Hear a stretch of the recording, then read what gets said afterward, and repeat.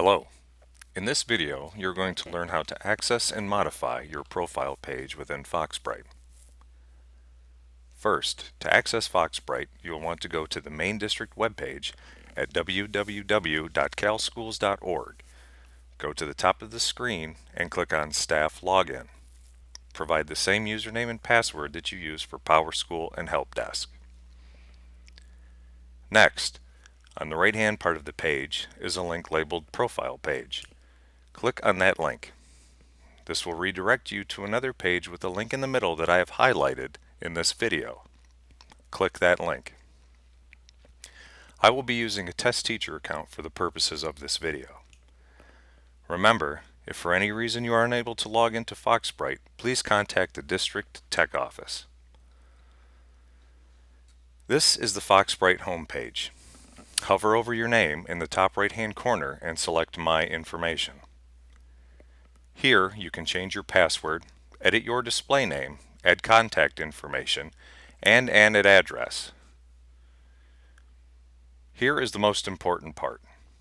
Make sure that you hit Yes for Display Profile. Otherwise, your teaching profile will not show up on the website. Now you may select a profile photo.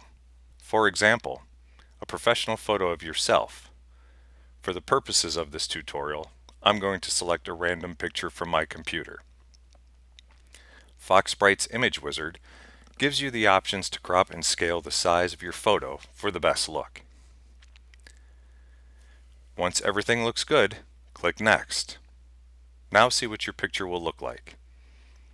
If you are pleased with the way your picture displays, hit Save.